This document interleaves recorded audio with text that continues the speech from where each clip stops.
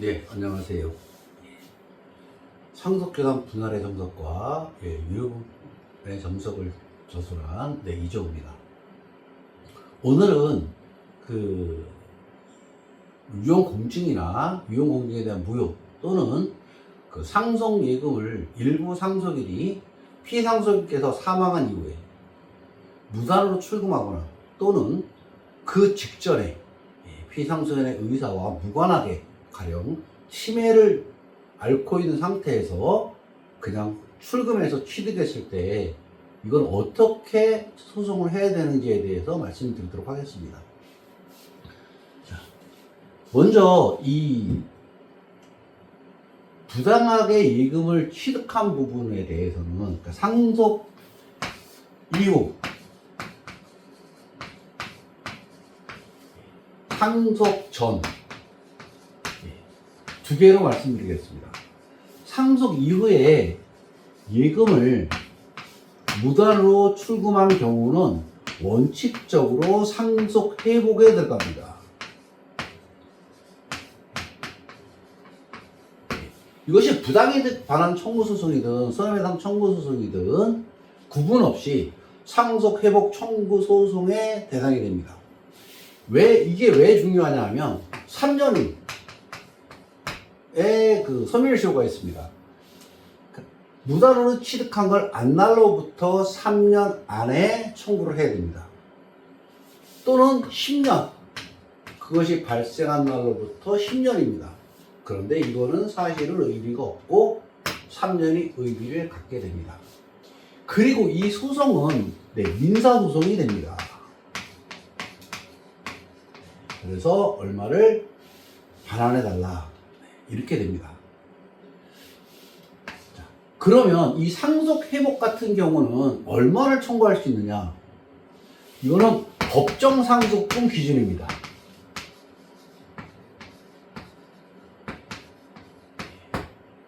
자, 여기까지 일단은 결론을 말씀드립니다. 자, 상속 재산인 경우, 상속 전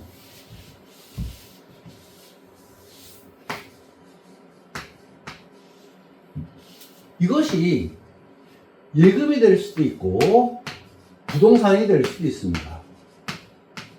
또는 유용공증이 될 수도 있습니다. 이런 경우에 무효를 주장하려고 하면 말소를 청구하거나 또는 반환을 청구할 수 있습니다. 그러나 이 경우에 민사로 가면 법정 상속분을 기준으로 합니다.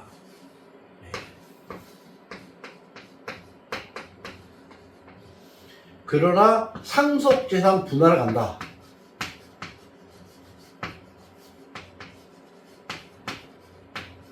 이럴 때는 구체적 상속분이 되겠죠.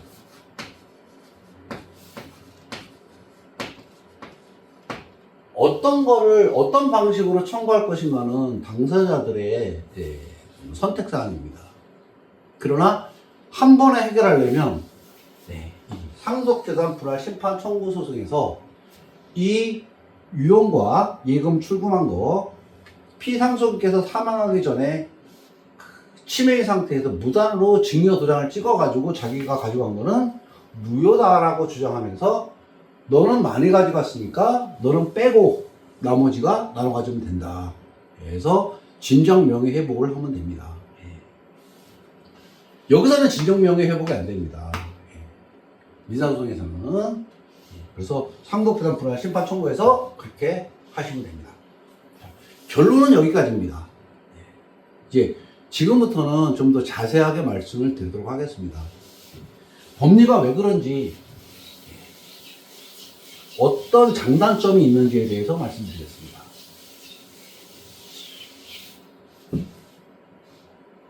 자, 민사소송을 넣었을 경우 우리가 이제 일부 상속인이 상속이 개시 이후에 무단으로 출금하거나 또는 피상속인이 치매 상태에서 무효의 유용 공증을 받거나 무효의 증여 등기를 치는 경우, 이런 경우 이제 민사소송으로 그거를 풀어가면 어떤 문제가 발생하느냐. 아까 말씀드린 것처럼 법정 상속분입니다. 이게. 따라서 무효의 유용 공증을 받은 상속인이 예전에 만일 징계를 받아서 상속분이 없다 하더라도 우리는 법정 상속분 이상을 청구할 수 없습니다. 그래서 결론적으로 이렇게 있을 때 자녀가 이렇게 1이 있고 자녀가 2가 있는데 여기서 초과 특별 수익자인데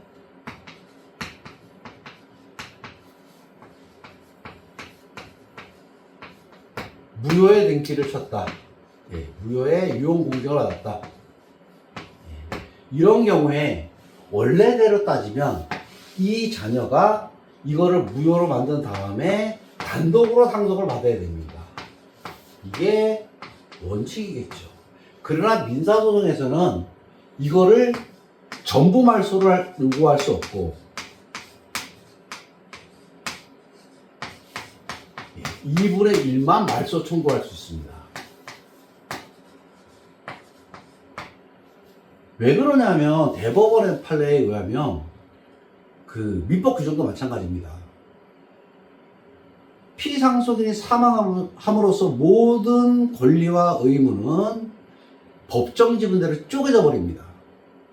이거를 변동하려면 유언이 있거나 적법한 유언이 있거나 또는 협의 분할, 상속이 전원에 모여서 협의 분할을 하거나 아니면 법원을 통해서 상제 분할을 통해서 각자의 상속분을 정해야만 됩니다. 이 세 가지 방법만이 있을 뿐입니다.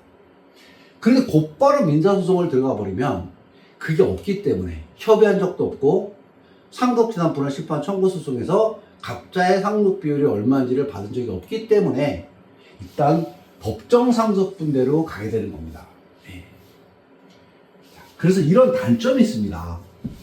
그러나 장점은 또 뭐냐면 이 무효 주장을 한 게 기각이 됩니다. 인정이 안 됩니다. 그랬을 때 예비적으로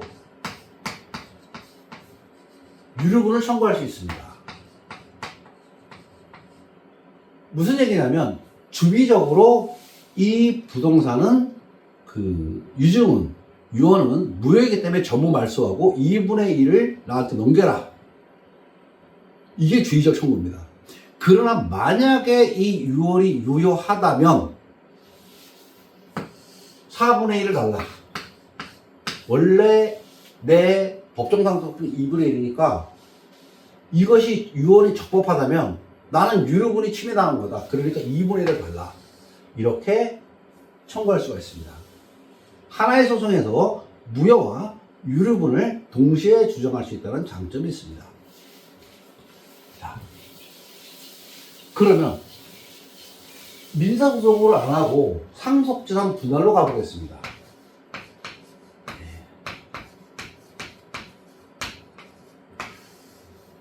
여기서 이제 무효를 주장합니다. 그리고 주장하면서 구체적 상속분을 주장합니다.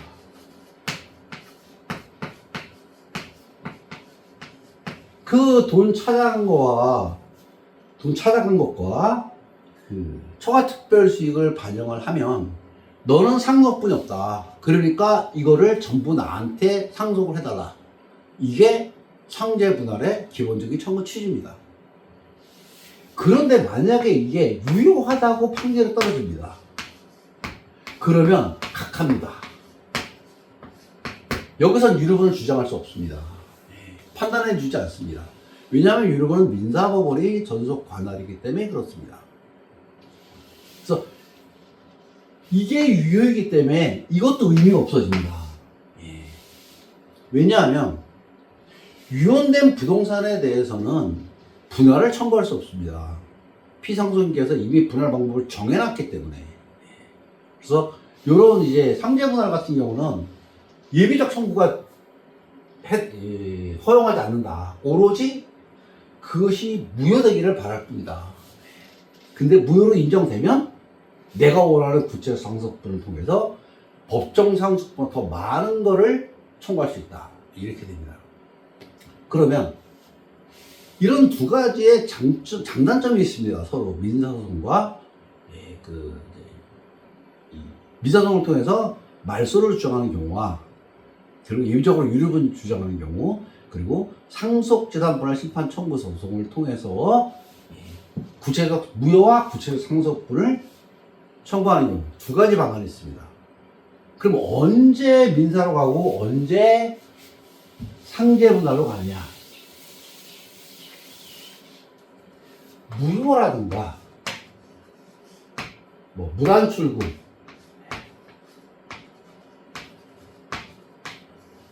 이것이 인정될 가능성이 높다. 이러면 상계분할입니다.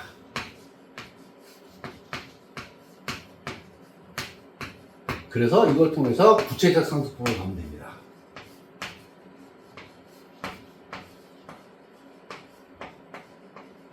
그런데 요게 아사무사합니다. 이길 수도 있고 무효가 될 수도 있고 안 될 수도 있고 요게 가능성이 애매모호합니다.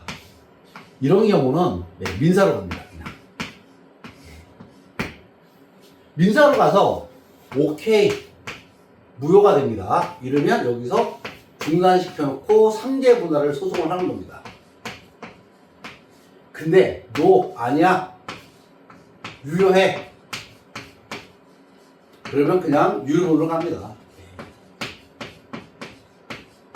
이렇게 되면 됩니다.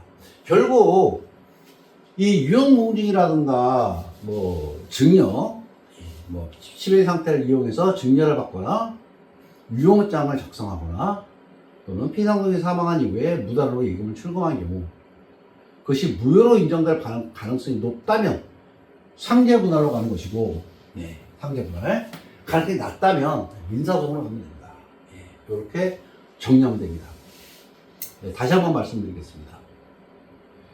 무효에 내가 딱 봤는데 무효의 가능성이 높다. 그러면 상계분할입니다. 무효의 가능성이 낮다. 그러면 민사소송입니다. 이렇게 생각하시면 됩니다. 자, 오늘은 실무를 하다 보면 이런 경우를 자주 보게 됩니다. 생각보다는. 그래서 오늘은 뭐 유언이 무효인 경우 또는 증여가 무효인 경우 그리고 피상속께서 사망하신 이후에 예금을 출금했을 때 다른 상속인이 이랬을 때 어떻게 되느냐 어느 소송을 넣어야 되느냐에 대해서 간략히 정리해 드렸습니다. 오늘은 여기까지 하고 그러면 다음에 다른 주제로 다시 찾아뵙도록 하겠습니다. 강의 듣느라 고생하셨습니다.